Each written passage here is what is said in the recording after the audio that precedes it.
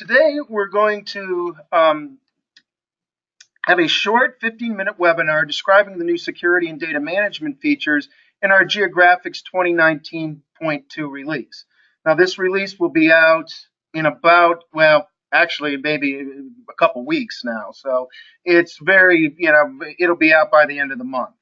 Now we're going to cover 4 new security and management features in the release, and they are login and authentication.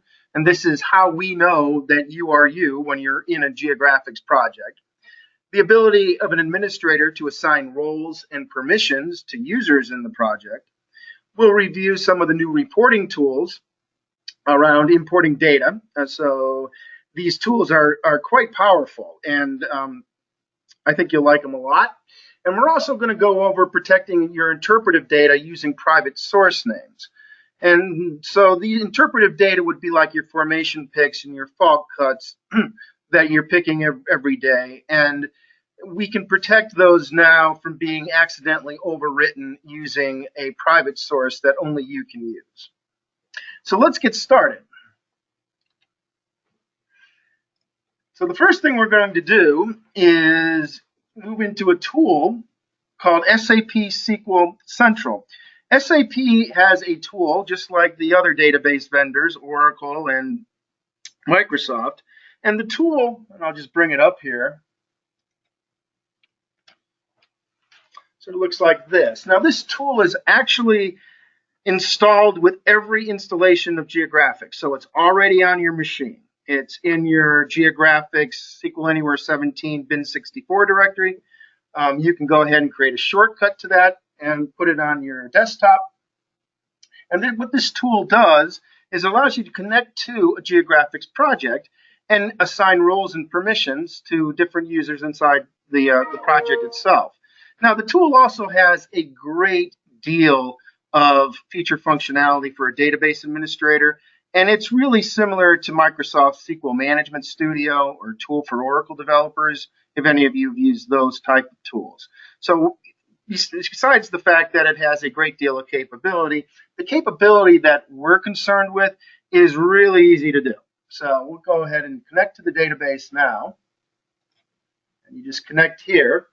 Now you can connect with Windows Integrated Login, and I'll do that. And this is new. So Windows Integrated Login, basically the database server is logging you in with your Windows credentials. So if you have valid Windows credentials, you can now log in without the DBA password. I'll go ahead and connect to the project. And so you can see here that there are a lot of things that you can do using the tool. And remember, this tool is already on your machine. It is installed with GeoGraphix. It's in a directory where GeoGraphix is installed. You just go ahead and bring it up. But this is the tool an administrator would use to implement roles and permissions. So the first thing I want to do is go to the users here, and I'll just expand that. And you'll notice that there are a lot of users here: GGX A Vessel, GGX El Calaruso, GGX Arfaria. These are all actually support analysts that work for LMKR.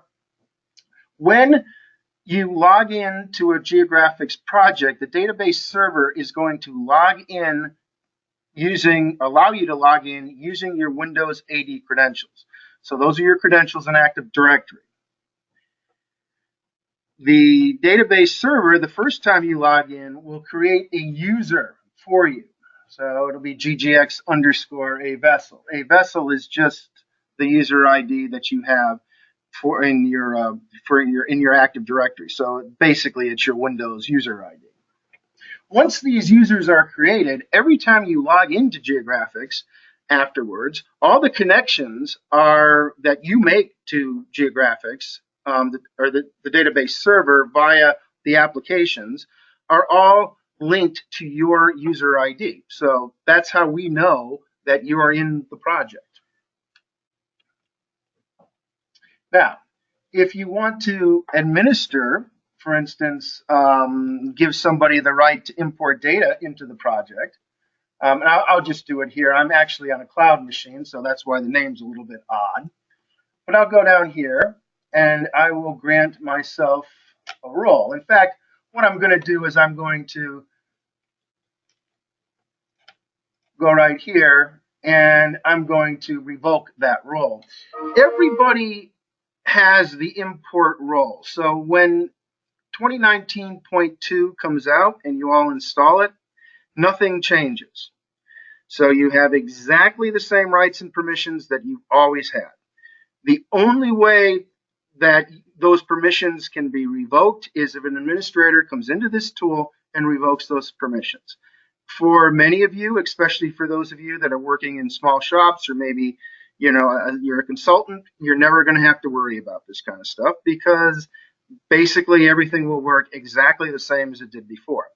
For larger shops where there are maybe 20, 25 users in a single project, that's where you'd want to come into this tool here and go ahead and revoke people's permissions, for instance, to import data. Now I'm going to revoke that permission here, exercise rights, and we'll see how that works. Now, when I go and I want to import data, I'm going to see a message saying you cannot import the data because you do not have the import role in the database. And that's as simple as it is.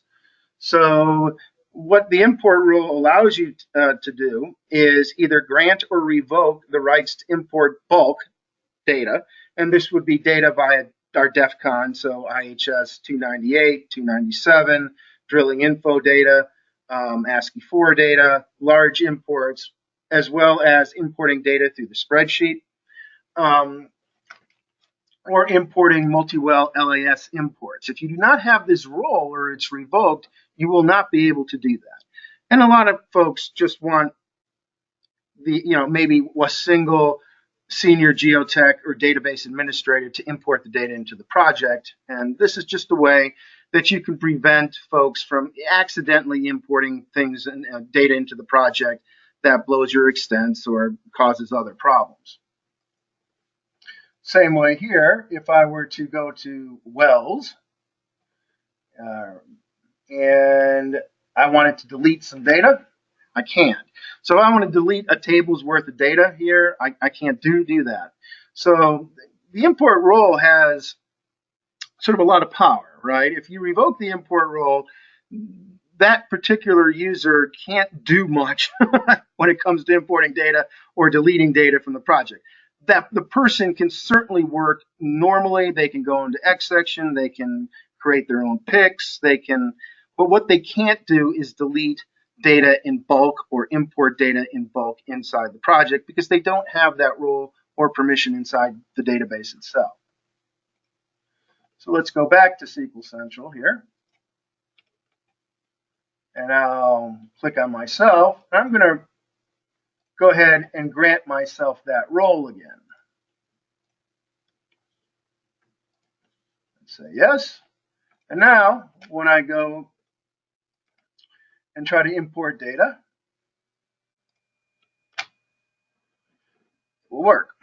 Right? We can go ahead and import the data just like normal. That's as easy as it is, guys. So right now we have one role that you can set or revoke, and that's really, for the moment anyway, all a database administrator would have to do. Now, if you have that role, that sort of admin role inside the database, you can also do a few other things. And so we'll go over that in a second. Now, we've also added in the release new reporting tools. And these tools log all changes that are made to the database. So, all databases have auditing capabilities that are extremely verbose. And if you're a bank, you're probably going to want to use those. But what we've done is something a little bit different. So we have two new tools for logging. One is called the import history tool. So we'll bring that up. Every import, whether it's done through the spreadsheet, whether it's done through a multi-LAS import, or whether it's done through DEF CON import, through vendor data, is now being logged inside the database. And a lot of information is being logged. One, who imported the data, the type of data that was imported, the time the import was started, who imported the data, right? That's pretty important. The time the import completed. So you can tell, for instance, how long it took to complete an IHS 298 or a drilling info import. Also, what data was imported, how many pics, how many wells were added, how many wells were updated. And this goes on and on and on. So we will continue to increase or put data into the database table here and record all this data literally forever. So it's never going to get lost because it's inside the database itself. It's inside a table that we've created in the database. As you might expect, this list could become, over the years, extremely long. But the newer data, the new imports will be up at the top. So you'll be able to see what's been done. So that's the first thing we've done. And I think this will, one other thing that we've done is we've also recorded the file and the file directory where the data was imported. Lots of times files get moved around, LAS files get moved around. You don't remember what the data was that you imported. All of that is being recorded now. So for instance, here, it's recorded that I imported a sample WLS file, which is an ASCII2 file, from this directory. We've added another tool. I think you'd like this one. This is the layer history tool. Now this records all of the layers and all of the maps in your project in one place. It tells you who modified the layer last, who created the layer, when the layer was modified, when the layer was created, and the filter that is associated with the layer. So here, all in one spot, you can see all this information and know what layers have been updated recently. A lot of times, some layers, because folks leave, or maybe it was just something that they were doing for a day or two, and then the map had no more usefulness. Some of those layers can hang around for years and years and years, and they haven't been updated in years and years and years, or they're really not even part of a map anymore. So all of that is recorded here, and you can use that, for instance, to maybe clean up your layers and say, no one's actually updated this layer for 5 years, and it was created by somebody who is no longer with the company. I can safely get rid of those layers. Now, you might expect also that there's going to be a lot of data here. Some projects might have 10, 20,000 layers. But the other nice thing that you can do here is you can reorder everything by layer name, layer type, last modified date, as well as map name, so that you can know sort of at a glance, all in one spot, what layers go with what maps. If you want to refresh the catalog, there's a refresh button here that if you refresh the catalog, you'll get updated information. And also you can export to CSV, so you can export to Excel. And you can export the entire, and like I said, this could be a very large grid. It may have 10,000 entries into it, and then you can save that to an Excel file. Great. Okay. So the final thing I'd like to show you is, just go ahead and open up Wellbase here, is how to protect your interpretive data. So how to protect your picks, how to protect your fault cuts. Obviously, folks spend an awful lot of time picking off of logs. They don't want that data to become accidentally overwritten. Now, the way you can do this is through Source Manager. Source Manager now has some extra capabilities. One of the capabilities is you can make your source names either public or private. If the source name is public, anybody can pick with that source. If the source name is private, only the person listed as the owner of that source can pick with the source. Also, only the person that is the owner of the source can overwrite the data associated with that source. So picks or fault cuts that are associated with that source can only be edited, added, or deleted by that user. They can't be accidentally overwritten by another user. And this is done via the database itself. So it's not really done in code. It's done by the database, and the database sort of handles that. It says, oh, you want to go ahead and change a pick depth. Sorry, you can't do that because it's not a public source and you do not own it. Now, if you have the administrator role, and like I said, we just showed you how you get the administrator role, you can come in here and you can change the source owners. So for instance, I could change, you would never want to do this, right? But I could change IHS sample to, Andy Vessel. So now Andy has that one. Most of the IHS or the common source names that are coming in from vendors, those will just be public source names. But I can also, if I have the administrator role, change the source owner, for instance, to, I don't know, I'll just change it to Steve. And now Steve is the only one that can go ahead and pick with that source. If I go OK and go over here to make a new pick, you'll see, well, only Steve is allowed to edit that pick. So you aren't allowed to edit that pick. So you'll see the data source does not belong to the current user, you, therefore it cannot be updated. Now, if I were to make that source public, so let's do that right now. And I'll make that a public source, or let's say I'm the source owner and I'll just make myself the source owner and OK.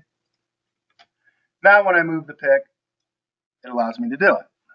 Same goes for adding picks, same goes for deleting picks. If you are not the owner of the source, you cannot, well, if it's not a public source or you're not the owner of the source, you cannot edit, add, or delete with that source name.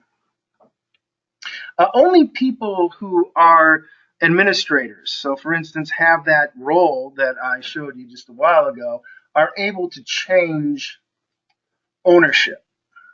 I go back here, because I have the import role and the administrator role, I can come in here and I can change the ownership or make a public source private or make a private source public. Now, if I go back here and I revoke those credentials, so I'll just go ahead and revoke that. And then I try to do it. Let's bring it up again. You see, I can no longer change the source owner, and I can no longer make a public source private or a private source public. So this keeps people from coming in here, for instance, that don't have that role, from, now from accidentally, making, I don't know, AIV, they're owned by them instead of owned by Bob or Sue or Mary. So again, it's pretty easy to do, and we kept it really, really simple. Okay.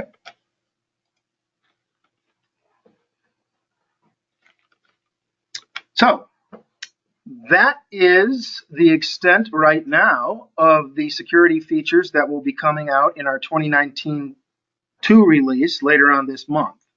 We also have a number of things that we're planning to do in the next release, and get some of your some information here from you guys from that. Let's bring this up. In a future release, and probably it'll be the next release, you'll be able to have a shared source name. So a single source name will be able to be shared from amongst a number of users. So for instance, maybe you want 3 people in this asset team to be able to share a source. You'll be able to do that. We will be implementing authorship and security for map layers. layers. So right now, pretty much anybody can update anybody else's layer. However, you'll be able to tag the layers with your user ID, and this will be done via the database and your authorship.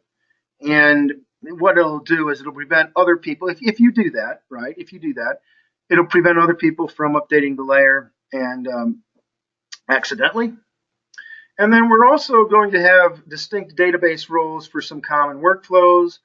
For instance, modifying the strat column or going ahead and adding new zone attributes. But we're trying to keep things as simple as possible. Security is sort of a funny thing. A little bit goes a long way. A little bit of security is a great thing because it prevents folks from accidentally doing things inside a very, very large database. And some of these databases are very, very large, and really end up messing up your project pretty bad.